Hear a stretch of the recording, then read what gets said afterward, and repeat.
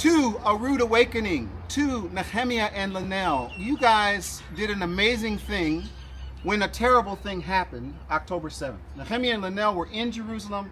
They contacted A Rood Awakening and they said, how can we help? And you two did some and in fact, I came all the way here just to have us say thank you and to see what's still happening. Because there's a lot still happening. You'll hear more about that. But tell me about what happened October 7th and what you two did. Well, thank you so much, Glick, for coming, and thank you my all pleasure. of us, all of you guys, all of you for doing this. October 7th can only bring tears and anger to a normal human being. You can't even think beyond that. And what happened on that Shabbat, on that Saturday, Yehudah and me, we were like, you don't even know what to say. And back then we didn't even understand. Do you remember? We didn't even understand 10th of the horror that happened there. And yet we felt there is something big, something bigger than us. We just took ourselves, put ourselves in the car. Wait! You left the area and got in the car? Yes, we did.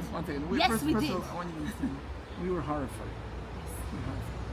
And we knew everybody's going to say, okay, we're going to have to do things, and everybody's going to do the same thing. And Hadass always have to go do and care for the population that everybody else forgets in a unique way that nobody else thinks of.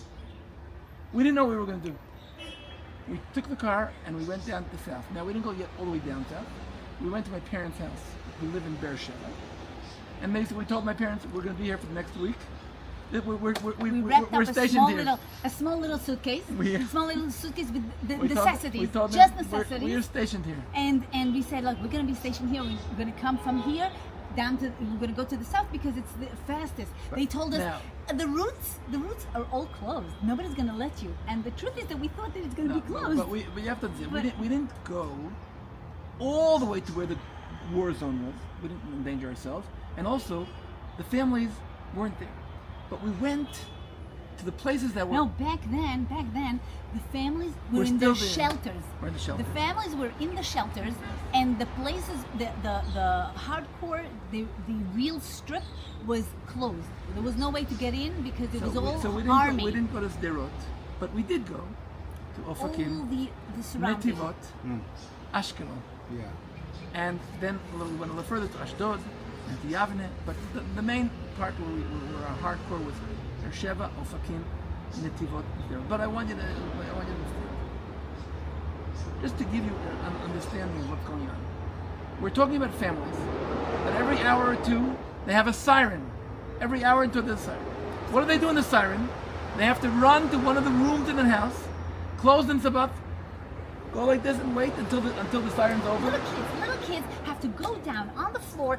Their mommy tells them, put your head down, put your heads on your head. This is the situation. We're part of the situation. We're going with the families because we're going into the south.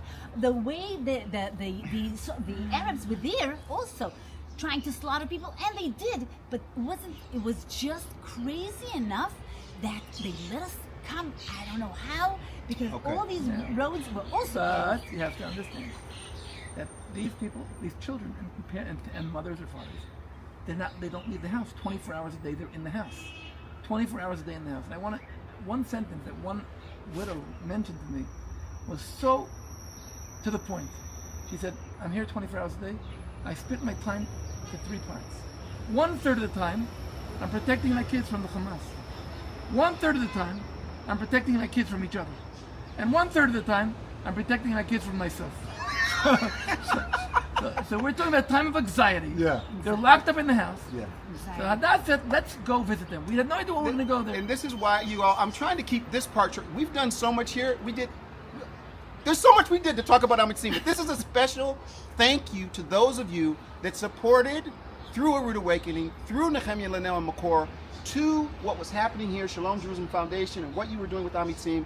This is a specific thank you to you, because I'm telling you now, that was just a piece, a small piece of what you do. And here's an example of what they brought. Hundreds and there of was ba- so hundreds of much. boxes. I'm not even going to show you everything. So can we just again to A Rood Awakening, to Nehemiah, to Linnell, and all of the people that supported through that. Let me tell you something. 100% of what you sent through them came here. Did it not?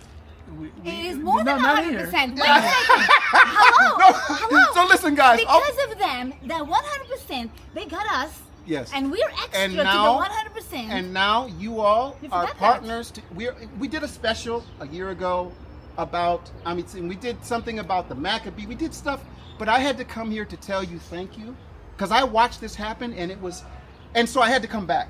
And there's so much more that needs to be done in Israel. Amen. Yes. So much Yes. more, and you With have a been a part of smile. it. With a So smile. thank you. Say thank you. Thank you so much. Thank you with a smile. Thank you with light. We were privileged and honored to represent you, the friends of Israel, the friends of the God of Israel, the friends of the land of Israel, the friends of the people of Israel, here in Israel. Thank you so much.